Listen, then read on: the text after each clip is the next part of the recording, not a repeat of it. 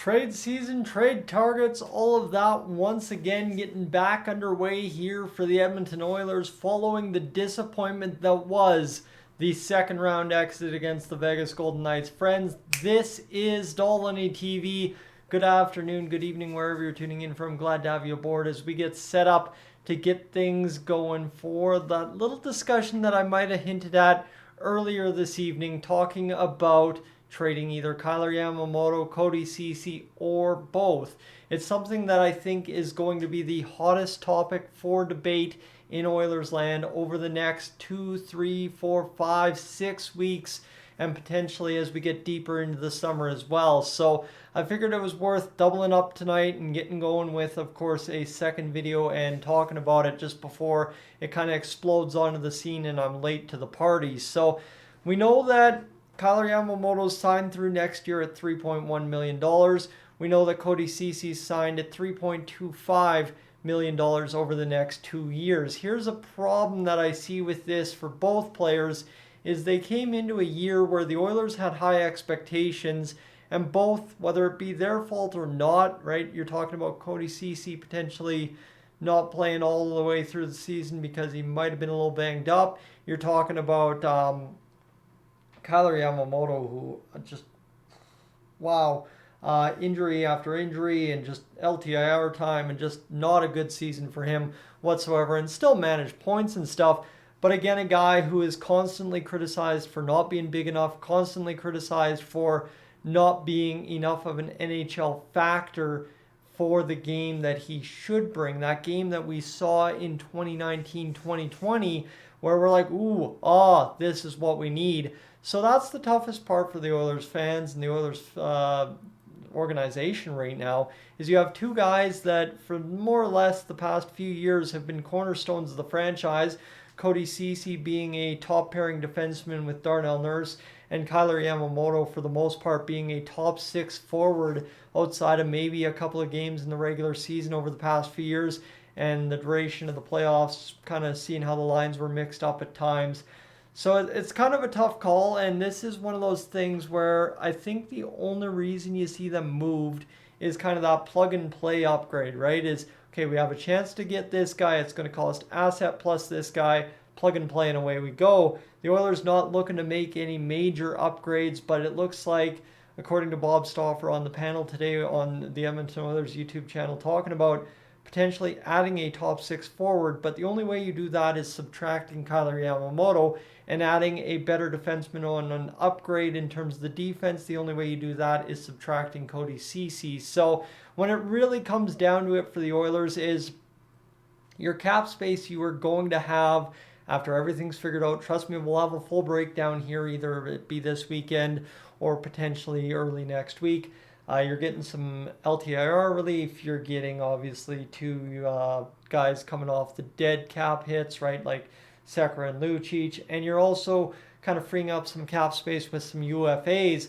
What that means for the Oilers at the end of the day is you pretty much have to use all that cap space to sign Bouchard, McLeod, Bugstad, Costin, those guys, right? That's where your cap space is going in that 7 to 9 million I was mentioning in the video earlier. But when you're talking about potentially upgrading over top of one of these top six guys, Yamamoto, I think a lot of players out there in the NHL could be an upgrade just based on size, based on kind of skill value with some of the top players. And that's not a strike against Yamamoto. It's just kind of what we've come to know about how the top six is fitting together in the regular season and playoffs over the past 2 years. And when you look at it too, you know what that jersey, this alternate Oilers jersey from this year, you know the player on the back if you've watched the channel long enough. And unfortunately, I think what's going to happen for the Oilers here with another top pick in the first round is that Yamamoto is going to be a victim, just like Jesse Puljujarvi, of a trade him for a prospect, dump trade, and just, right, not even a B plus prospect. I don't even know what Patrick Pistola is realistically in the Oilers organization, but just trade him, make something happen, get something in return, and that's about it. Don't pay assets to get out of the contract, but don't also get gold back because you physically can't.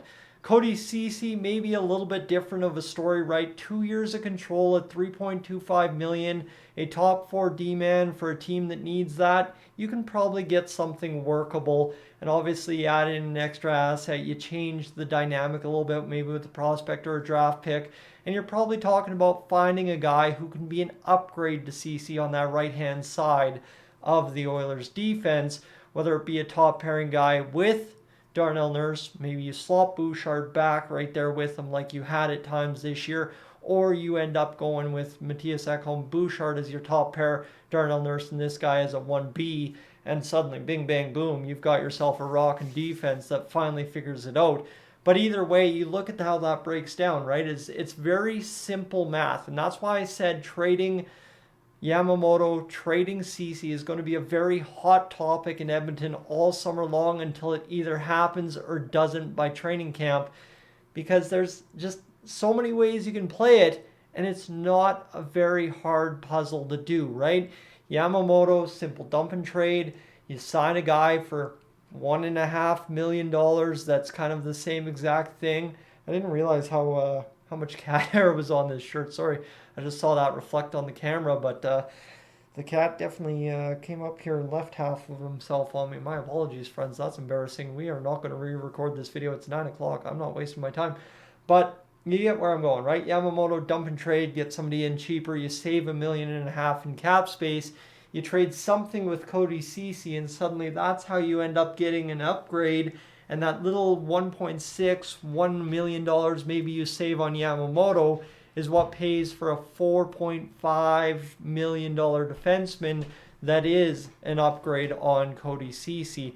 And here's again the thing, right, is we love our guys. I mean, you will find somebody in the Oilers fan base that absolutely is diehard, loves obviously Cody Ceci, and we know Kailer Yamamoto has been a fan favorite, one of my favorite players over the past several years as well.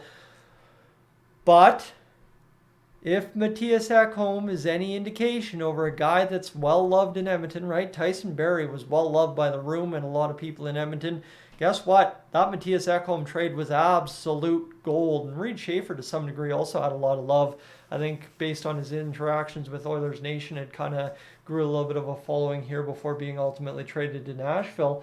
But you look at it here for the Oilers is, yeah, you sometimes have to give up guys people like to make things happen. And when we're talking about major changes here, I would assume, right, if you look at the Oilers top 6, okay, play this game with me. If you look at the Oilers top 6, Nuge, McDavid, Draisaitl, Hyman, Kane, Yamamoto is the weakest link. So even if you are Nuge, McDavid, Draisaitl, Kane, Hyman, if you're looking at it that way, Yamamoto is easily the weakest link in the top 6. And when you're trying to math it out how you make that work, well, guess what? If you upgrade on Yamamoto, I wouldn't call that major. I wouldn't call that life-changing. It's an upgrade, right? It plug and play upgrade, and that's as simple as that. Cody Ceci, obviously that's more or less where you could hit a home run and do that major upgrade that I was telling you might not happen this summer. But again, right, Cody Ceci being upgraded, he's already a top pairing defenseman on this team.